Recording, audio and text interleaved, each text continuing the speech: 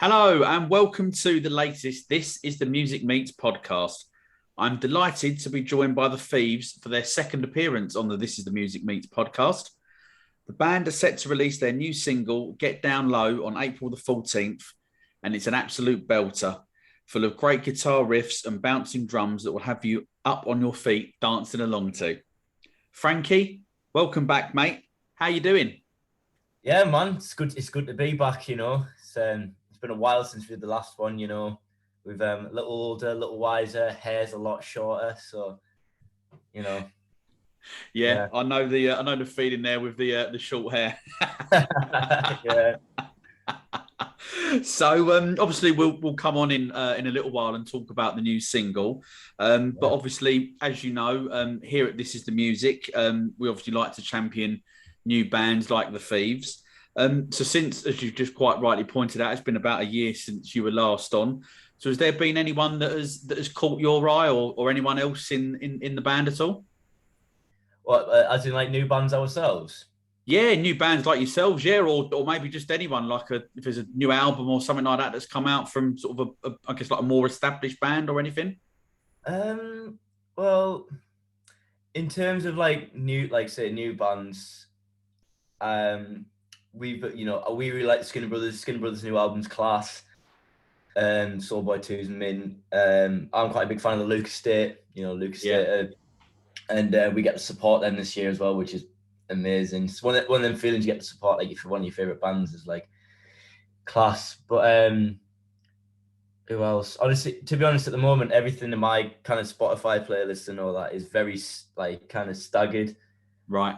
In terms of band, I've been getting back into like DMAs and stuff like that, and like the Stooges as well. Weirdly enough, but right, okay, yeah, quite a good mix there, and I mean, but, yeah, massive. In terms of new bands, so Skinner Brothers, Lucas State doing really really well.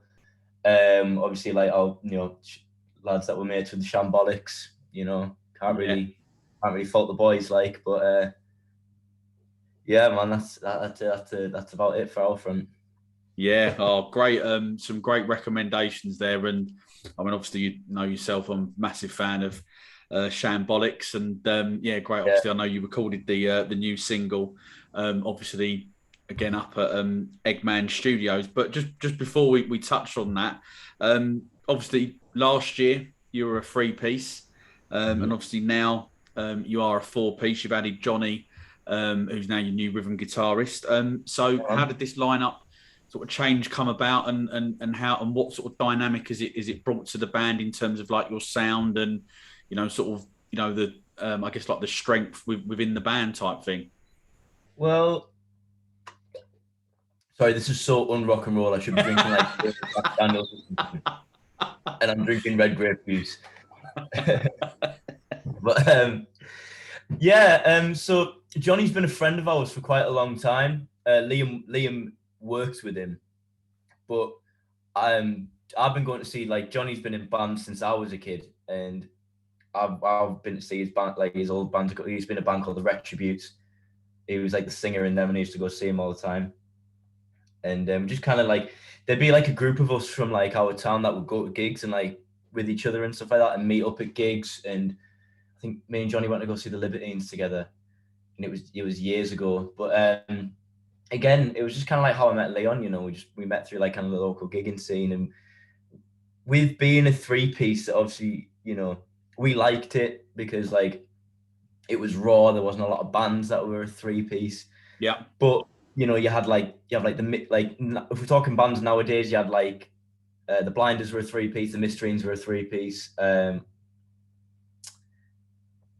Twisted Wheel were a three piece at one point. Obviously, The Enemy, which band that we all love. The Pale White, they were a three piece as well. And for a while, we were like, there was a lot we could do. But when you listen to when we come back from making Just Don't Get It and Get Down Low, especially Get Down Low, there was like, obviously there's a lot of kind of guitar overdubs and stuff like that done on it. And and we play it live, and there's only so much you can kind of do as a three piece, I feel. Yeah. I think the kind of novelty wears a little bit. It's not necessarily a novelty. It was kind of a choice by us at the time, but we kind of, at that point, we thought like, you know what, let's just try it out, and let's just because we thought, what would we sound like live with a rhythm guitarist? And we never really thought about it. At first, we wanted to get a keys player for some reason. Then we thought, like, what would that would be strange. But we're not one of these, like, say, we've always prided ourselves on not being one of these bands with all this synth bull. Yeah, sure. And I just messaged Johnny one night and just said, like, I've had his number for ages, and I just kind of said, hey, we're on about potentially adding a fourth member. Do you fancy coming down and giving it a go? And he was like, yeah, sure. And I sent him some of the songs, and we just played, and it's, it just took it up to like a whole new level into like the dynamic in the band. It's just like now there's kind of like 4 liabilities instead of 3. So it's kind of one more person that you have to kind of go, but did we leave him behind? It's kind of a bit like that. So it's great, and Johnny brings a lot to the table as well that I don't necessarily think of. Like I say, he'd been in the band way before I was, and has like a lot of, it's just another thing to like, it's just another kind of voice. It's another voice in the room. It's another set of eyes on your situation. Yeah. Obviously, Johnny does a lot of backing vocals as well. So there's like a lot more kind of harmonies and stuff going on. Me and him like get to sit down and like drill that out. As obviously as me being the only guitar player in the band, I could only reassure myself. Yeah, sure. Yeah. Does this guitar bit sound all right? Where like Johnny be like, try this bit or try that bit, or like maybe you don't need, like, I don't need something. Like my biggest thing was I had about 1 million effects pedals on when we were playing live. Sometimes it would sound like, I'm not the Edge from U2. I'm not gonna lie, as much as I'd like to.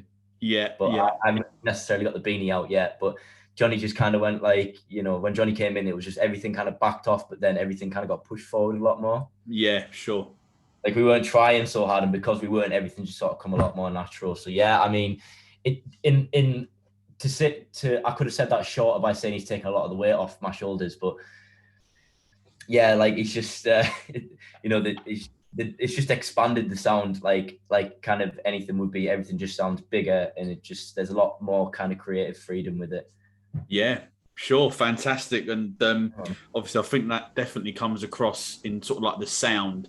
Obviously on the new single, which as we said is called Get Down Low, and it's out on April the 14th. So it's your first single, isn't it, in about 6 months or so, roughly. So I'm guessing that yourself and obviously the other 3 are pretty excited about getting new music back out there again. Yeah, man. I mean, the thing is, when we release music and stuff like that, it's just kind of going on like, because what a lot of bands do is they go in and record like a big chunk of music, like they'll record like 6 or 7 odd singles, an album's worth even, and just let it thing, but they're spending like a lot of money on that, and that's kind of a lot of money that we don't have. And the problem is nowadays is like when you release music, you're automatically expected to release music 4 months after, and then keep it going, and they keep the traction going. And it was like when we released MTV last time we spoke to you, we obviously had no money because we were in the middle of a lockdown. So, you kind of bordering on fading into obscurity there until you can get the money. And that is like, we're really buzzing to release, new music, get it out there. And then like, again, when we can, again, it's like when we can get back into the studio to release more music, that's just what we're more excited about. So yeah, when Get Down Low's been a song that we played for a while as well. Like Just Don't Get It was Just Don't Get, we had loads of songs before Just Don't Get It, and then Just Don't Get It came along. We were like, right, we need to release that. Yeah. And then Get Down Low has actually existed way before that. And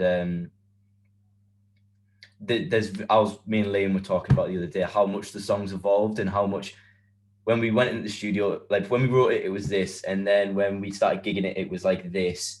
Then we took it in the studio, it was this, and now that we've heard it, you look at the two from the start to finish, it's a completely different beast, and it's like, it's great, really. Like, I think a lot of what happened to it in the studio, it was a good collaboration between us and obviously Forbes and Scotty and Scott at Eggman.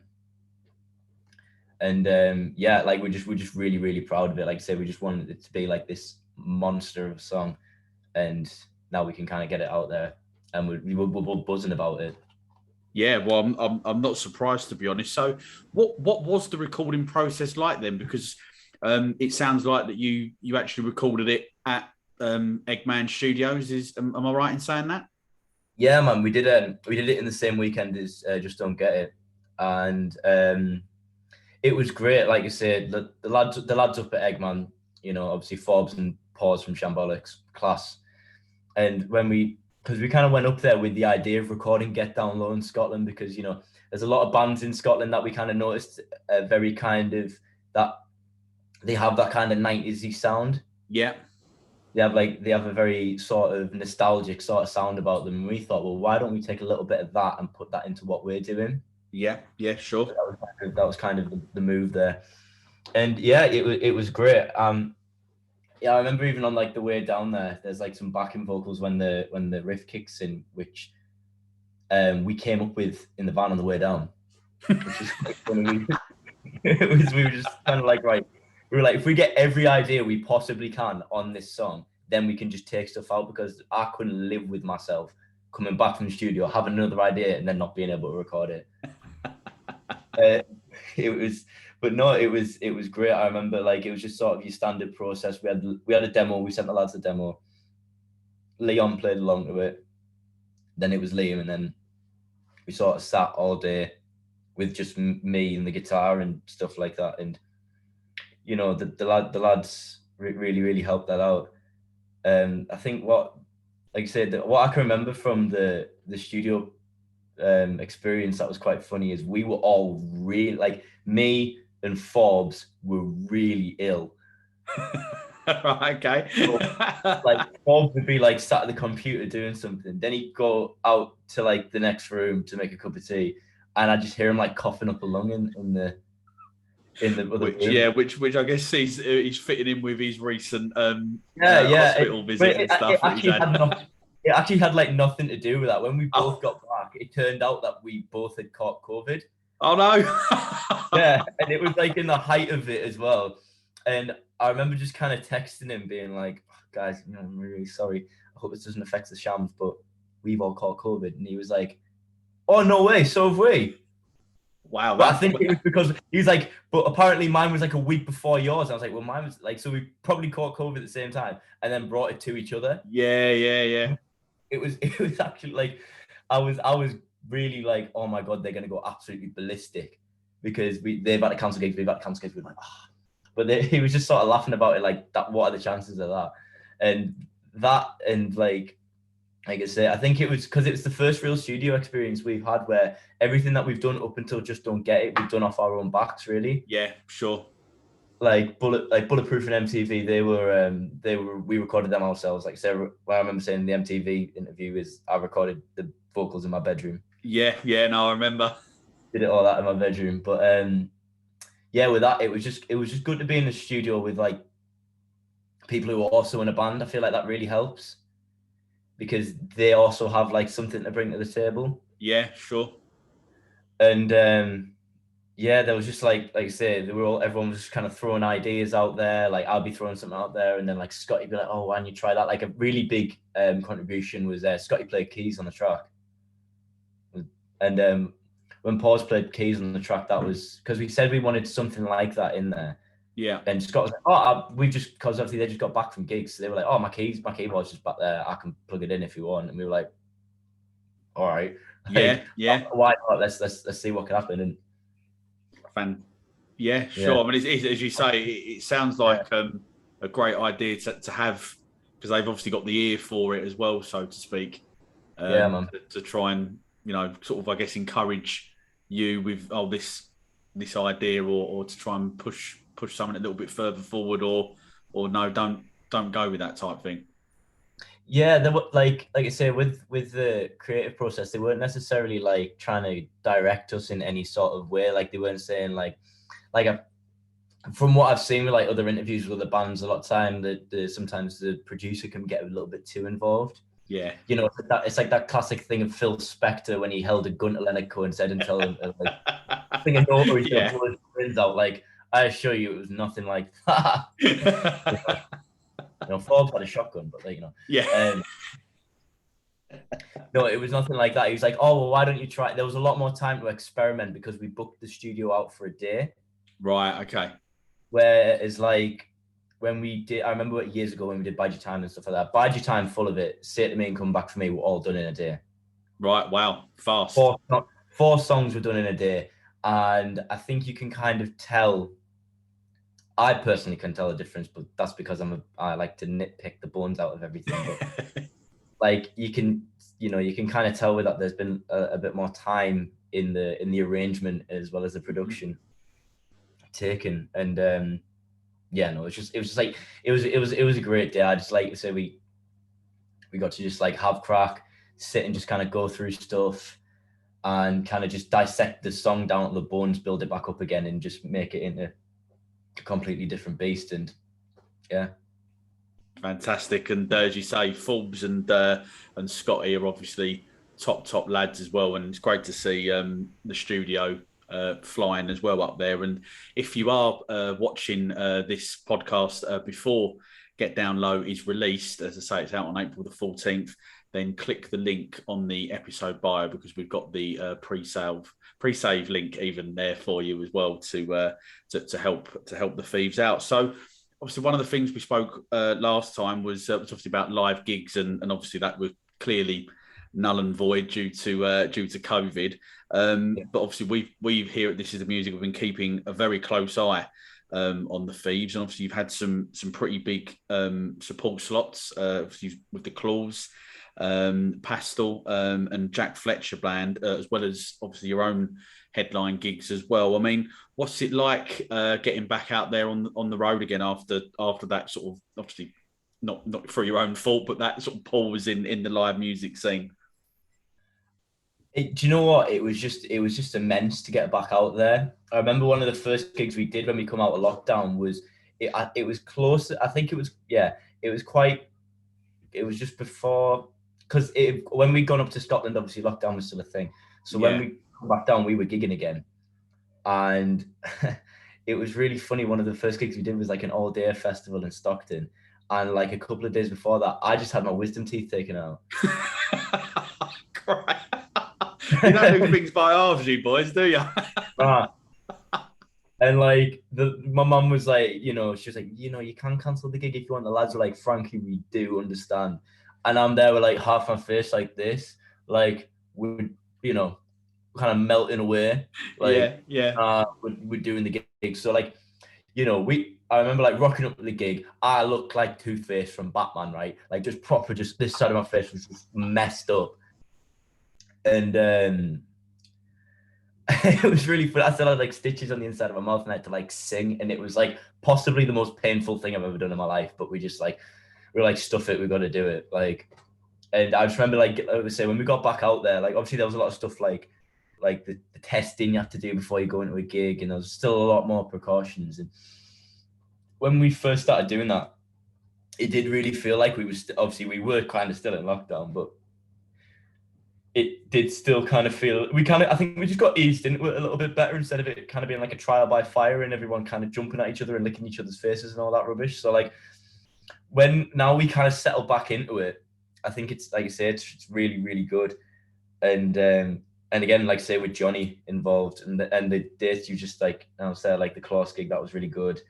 And the couple of dates we did with the Jack Fletcher band, they were really great lads. I mean, we did Sunderland and Doncaster with them, and it was the first time we'd ever played in Doncaster. And yeah, I just, the lads in the Jack Fletcher band are lovely lads. Like we had I remember we had a bit of a carry on beforehand. Like one of the bands before us, their amp had broke, and they'd asked to borrow Johnny's, and something electrically had gone wrong, and Johnny's amp had kind of short circuited. And we were like, oh God, but Johnny's day job is he's an electrician. Right, okay, right, yeah.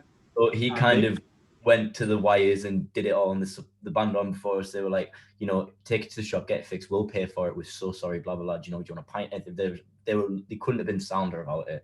Yeah. But Johnny just I kid you not, right? It was like a scene from Happy Days. Like he just turned into the Fonz and booted it like that, and it started working again. And we were like, oh my God.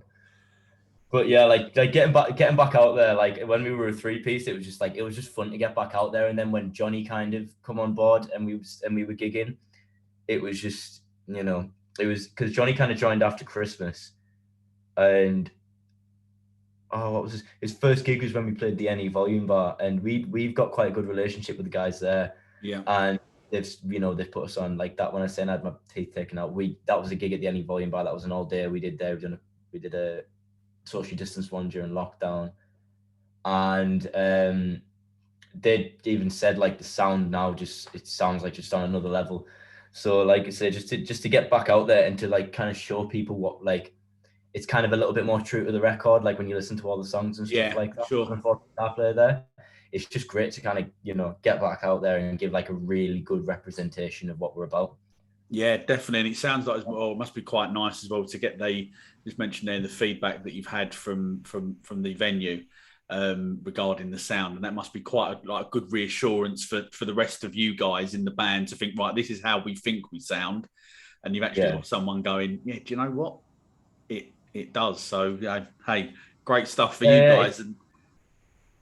It's really good. Like you say, I'd be a bit concerned if we kind of rocked up and someone going, you know what, you sounded better as a three-piece. You guys.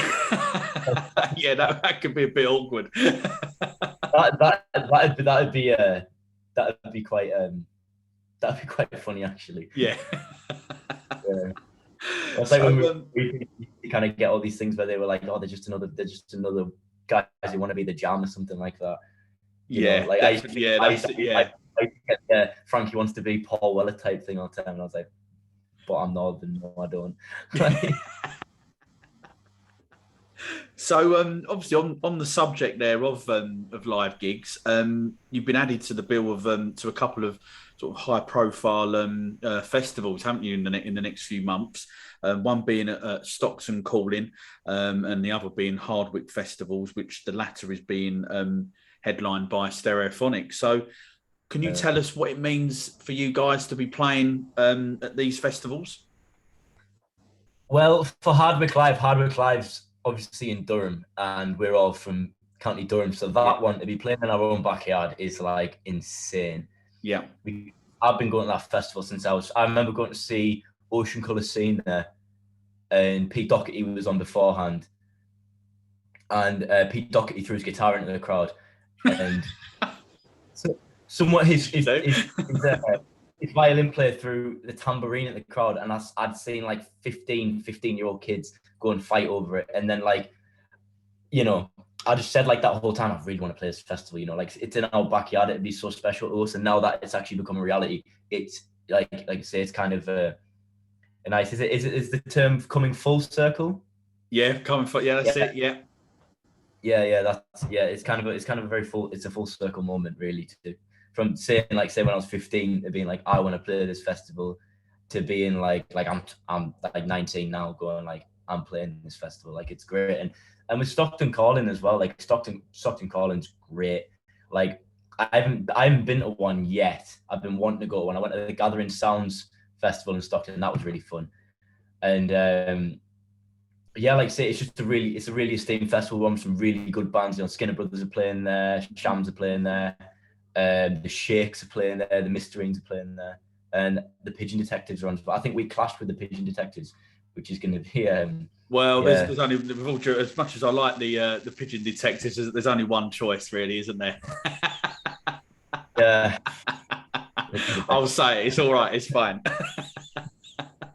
Sounds like, to be fair, it sounds like a great festival there with the bands that you've, the other bands that you've mentioned that are playing. But sort of in between those festivals, you've obviously got the Battle of the Bands, the final coming up as well. So I mean, what's the mood like ahead of that? I mean, I'm guessing you must all be pretty excited. I'm guessing.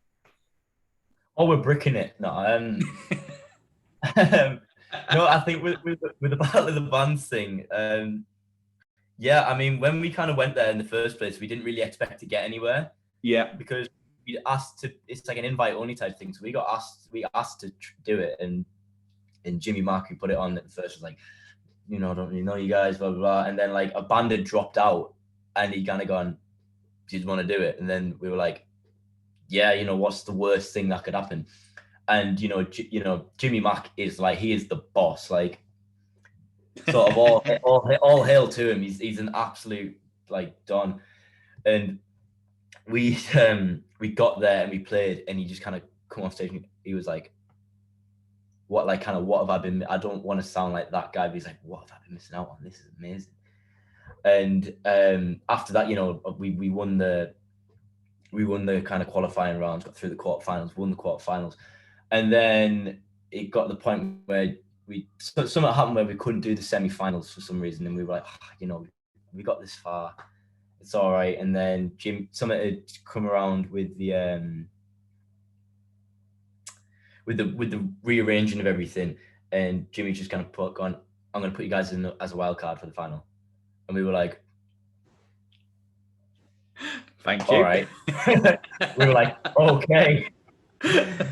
And, at that point, we were just kind of accepting that we kind of weren't going to get anywhere. But then he said that, and we were like, oh my God, because we'd, on the time that we were supposed to be playing the semi-final, obviously we couldn't do it for whatever reason it was. I can't remember now, because after we found out we were on the final, it's kind of running on a high since. Yeah, sure.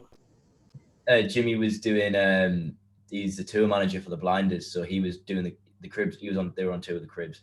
So Jimmy was like, I can't, I'm gutted you guys can't do the semi-final, but I can put you on guest list to come and see the Cribs and like the Blinders and the lads. Nice. And I was like, yeah, sure, I suppose. Like, so I went down and crack with him, and even if we don't win this Battle of the Bands final, like we've made a really good, great connection and like a friend with Jimmy Mack. He's an absolute don. Like he really believes in like what we do, and that's great. And in terms of the actual final, we're just gonna go and give it like everything that we've got. We've got like new songs that are going into the set list that we've never gigged before, but we want, what our mentality was going into that is that we need to hit them with the best songs that we've got.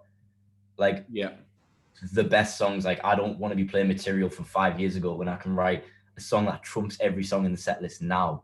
Yeah, like, sure. We're just kind of flying off the handle and going, you know what, let's just give it everything, put all the dynamite in the cannon and just see where it goes. Why not? And just for those that hopefully you're watching this before the final, but it takes place at the Imperial Music Venue in Mexborough on the 2nd of May, which I think is a bank holiday. So you've got no excuses for not getting down, really, if you're in the area, of course. So just sort of on you then, Frankie, what can you remember like the first sort of like single, or maybe it was an album that you purchased, and do you still listen to it? My first musical sort of experience. Now, this is quite. I was talking about this the other day. So, when I was little, I used to have such a thing for like superheroes as a child. Yeah. And the Who's had put out a Trick to Life album, I think in 2006. And Goodbye, in the music video for Goodbye Mr. A, they're all dressed up as superheroes. So when I used to go get my hair cut at the same place when I was little, and in that time, that music video was on the telly. And this is no joke. I'd seen it. The lady was cutting my hair, my hairdresser at the time, Anne Marie. I know her on a first name basis because I now teach her son guitar. And I was about his age when this happened, and she was doing the back of my head like this, and I'd seen the superheroes on the telly, and she just kind of gone like that. I turned around and she sort of shaved up my head like that to watch it. So she had to like spin me around and then do the rest of my hair and basically shave my head. But yeah, I went and bought that album after that. I kind of, because I saw it, and I've still got the album now, like the same disc and that. And yeah, no, the Who's the greatest. The Who's watched this. Yes, that happened. I have my whole head shaved. There is a photo somewhere as well of me being a bald like. You'll have to post it. Yeah, that was kind of like one of my first musical experiences. Like I said, I kind of grew up in a house of music. My mum and dad, big musos, dad and granddad, big musos. And like on my granddad's side of the family, mainly musicians. So, I wouldn't never go into a house where there wouldn't be a guitar there, or a piano like that, or like the Beatles wouldn't be on, or Elvis or the Stones, or like Motown records wouldn't be on. And then like with my dad, like, Ocean Colour Scene, Northern Soul, Paul Weller, stuff like that, and just kind of find it for myself, really. Yeah, sure. And what about what would you say are your current top 3 albums that maybe that have come out in the last sort of 12 months or so, or maybe even a little bit further back? Oh, I think one album for me that will always sort of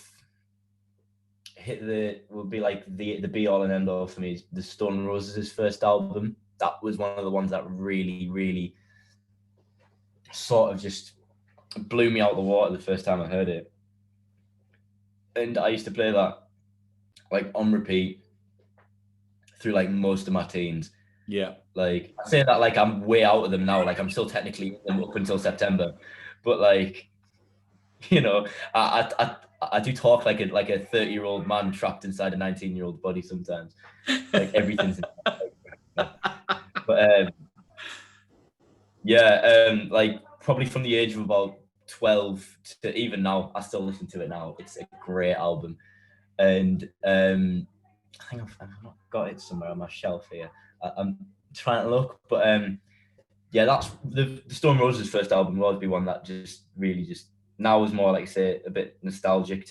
It makes me like think about, you know, when I was younger and that. Mm-hmm. In this, you know, when I was so young, 19 still, guys. I think In the City by The Jam as well. In the City is quite a big one for me. Like my kind of explosion when I heard Paul Weller for the first time was a bit like a light bulb. Yeah. Kind of, I can get like under my lamp enough there. It's kind of like yeah, my eureka moment. You know, heavens have opened. And that, yeah, it was In the City was one of them ones for me where it was just again unreal. First, you know, track the album and I'm not gonna lie, the album must last about half an hour in total because of how fast the songs are. But like, it's absolutely unreal. Yeah. Like, I could honestly sit and talk about albums all day. Mosley Shoals, Ocean Colour Scene, and Marching Already, 2 unreal albums. You know, 100 Mile High City by Ocean Colour Scene and Traveller's Tune off Marching Already. Yeah. Top tunes. Yeah, they do seem to go a little bit under the radar. Ocean Colour Scene, I think, a little bit, but so good. And like Steve Craddock is like on the guitar, he's just absolutely god tier. And like there's a funny story about Get Down Low is unfortunately we couldn't actually get to do it during the time that we wanted to. I think it was like the alignment with what our schedule was and what his schedule was, but we were actually supposed to record Get Down Low with Steve Craddock. When I remember saying in the interview that like we had people coming on board, and that was Steve Craddock we were supposed to jump into a studio and do Get Down Low with him, and I'd sent the demos and everything, but we had some gigs booked, and you know we worked full time, and then he had, you know, I think like rehearsals with like Weller and the Specials and stuff like that, and recording as well. So unfortunately the two didn't kind of line up, and which is gutting. I'm going to see Paul Weller on Sunday in Newcastle. Fantastic. So if I can catch him, like Steve, but you know, hopefully if Steve sees this, you know, I'll sell my the next single. Yeah, but and I think like modern kind of day albums for me. I'll be honest, it's not to slag anybody, but I'm not really a modern day albums kind of guy. Mm-hmm. I'd say one that I did openly buy was the Lucas States album, Fall In and Fall Out. Yeah. That was a really good album. And that was one of them gigs we were supposed to be supporting them. We are supporting them again on the 3rd of June, but and that's at Think Tank in Newcastle.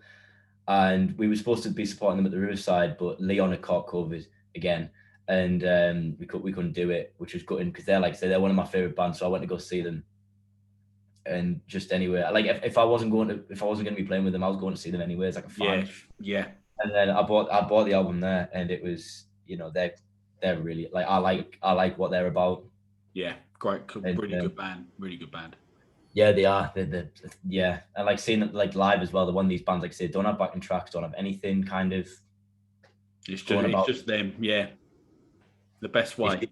It's just them. Yeah, it's unreal. But yeah, I'd say like that's probably one of the only modern albums that I've really paid attention to. I know it takes a lot musically wise to excite me these days. It's either that or they just have to be like really loud. Because I'm like, you know, doing all this gigging kind of takes a toll on the old. Yeah, I can imagine. So what? A couple of sort of like quick fire questions for you now. So, what's your favourite takeaway? Oh God. I would say it's either between Chinese and Indian or an Indian, but just to settle the argument, chicken parmo. Oh. That's the only one I can kind of give a straight answer with, you know. Chicken parmo. And what's your favourite TV show? Oh God, I don't really watch much telly these days, you know. But SpongeBob SquarePants. Great show, to be fair. What's really eyebrow? Yeah. And what's your favourite film of all time? See, I'm a proper film buff, so this really hurts. Yeah, this is gonna be a difficult one then. I would have to say, purely for that amount of times that I've watched it and how many times I can quote it, Wayne's World 1, the first Wayne's World film. Great choice. And what is your favourite crisp flavour? I like McCoy's flame grilled steak. Nice. The only choice of McCoy's. Yeah, if you get anybody on here who says like ketchup, you just gotta like end the call. Yeah, definitely. Yeah, that should just not be allowed. Yeah, definitely. So what's next then for the Thieves? Obviously, we've got the new single coming out in a couple of days, and obviously we've got some gigs that are obviously going to be taking you sort of up to sort of around about the summer sort of time. So what's the plan then? Do you think for the rest of 2022, or maybe even in between before we get that far ahead? So probably by the time this comes out, we'll be looking at we have the Battle of the Bands final at Imperial Mexborough, which is the 2nd of May. And then 3rd of June, we're supporting the Luke Estate at Think Tank, I believe it is. And then the 2nd of July, we're playing the Electric Church in Blackburn. And that is supporting the Serotones. Oh, okay, right, yeah, love them. And then in between them, we've got a couple of local festivals. So we did one called Shildon Live, which is really great. From the Jam, headlining that one, which would be really cool. Got a Scoop Festival as well, which is on the 29th, which is in Lanchester. Then we headline the Sydney and Matilda in Sheffield on the 30th of July. Then 20th of August, we have Hardwick Live. And we've got something in, I can't announce it, and I cannot announce it because if I do, there'll be a laser pointer coming through the window of my right? But we've got something intensely special that is going on around the 16th to the 19th of June. Of June? Yeah, of June. Wink, wink. Yeah. But, yeah, that will actually blow my mind when we get to announce that one. I have to keep it stum. But yeah, that's in terms of gigs. That's all we've got. Hopefully, when we get back to when we make the coin to get back into the studio, we can go about doing the the standard getting your tunes recorded and stuff like that. There's always with with the current costs and stuff like that, it's kind of hard to get into the studio sometimes. A lot of bands are on management, record labels, stuff like that. We haven't got either. If anybody's watching, yeah. But yeah. So when we get back, I can't wait to get back in the studio. We have decided on a song that we want to kind of be the next single, but everything sort of we just go with the strongest song at the time. Yeah. And what we feel is what we can put all our energy into in that point where if it's a really, really old song, you have to kind of instead of putting all your energy into it and it being really, really good, it's more trying to use a defibrillator if you're trying to re-record an old song. Yeah, sure. No, God, do this again. and we've got to try and make it more exciting, as if we haven't been playing it for 3 years. Yeah. Or like definitely been around and make it like a jazz version of it. But yeah, no, like a lot of them, I'm quite excited for a lot of them gigs. That Blackburn one should be really special. It was before lockdown. I mentioned in the last interview that we met Rick Witter from Shed 7. Yeah. On the way to gig in York, and obviously, Duke from Serotonin, it's his dad. Yeah. We've done a gig. We hadn't done a gig. They'd done a gig in Stockton at like Gathering Sounds Festival, and that day we got to meet like a lot of great bands, and build like some good relationships with a lot of them. So like, Comparison, great band, Serotonins, obviously, Chase as well. Yeah, Chase, top boys they are. Yeah, the Chase are just amazing. They're fun, like just funny, down to earth lads.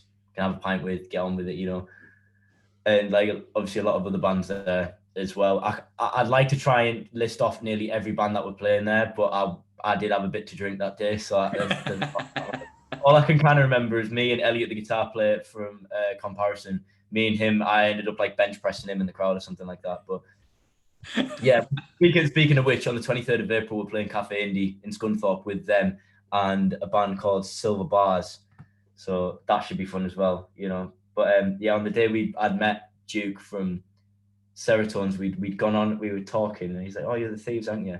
And he went, "Yeah." And we'd obviously jumped out of the van on the way down to York to meet Rick Witter. Like we kind of, oh my God, there he is, pulled over the van and jumped out of it. Now to the commoner, that is Rick Witter's just about. It looks like we're gonna kidnap him. Like we probably jumped out the van and Rick Witter's turned around going, "Oh my God, I'm gonna get kidnapped." This is it. I'd said to him like, "Oh yeah, I met your dad. We went to a gig on the way to York," and he kind of looks at me with open eyes and he goes, "You're that band that jumped out the van to my dad, aren't you?"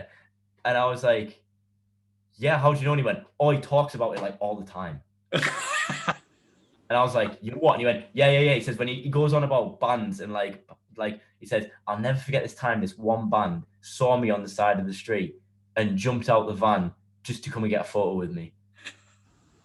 And I was just like, "Yeah." I said, "It probably looked like we tried to kidnap your dad." And he went, "Yeah." He said that. He said he thought he was going to get kidnapped. I was like, "Great." Yeah, sorry about that. Well, hey, it's definitely helping you get the name out there, and that's the most important thing, right? Maybe we should have, and we would be massive by now. You know what I mean? The only way we got a record label is that we held like a 90s rock star to ransom. Imagine you can see it now, can't you? Across the enemy and live broadcasts like yeah. We have him hostage. Give us a 5-album deal now. Yeah, that's absolutely. Hey, Frankie, that is the end of the podcast. It's been an absolute blast yet again, chatting to you. Some fun, very, very funny stories in there, and obviously, I wish you all the luck in the world with the upcoming gigs, and of course, the new single "Get Down Low."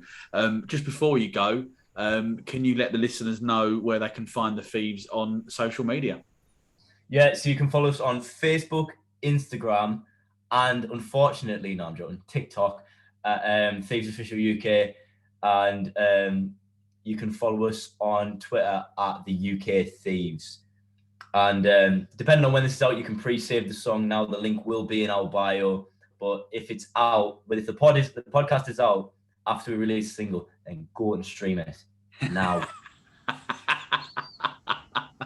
Brilliant stuff, and we'll include the social links, and we'll put some of the gig links as well. The ticket you can still get for, and of course, as we mentioned earlier, the pre-save link will be in the episode bio as well. And as Frankie's quite rightly said, if you're listening to this after, then after the release date, then go ahead and stream it, because as I say, it's a fantastic song, and it's due for release on April the 14th.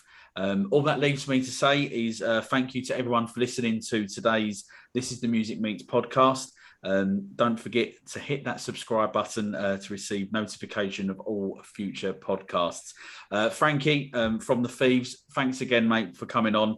And I will see you somewhere down the road, preferably not trying to kidnap me. It depends how many views this gets, though.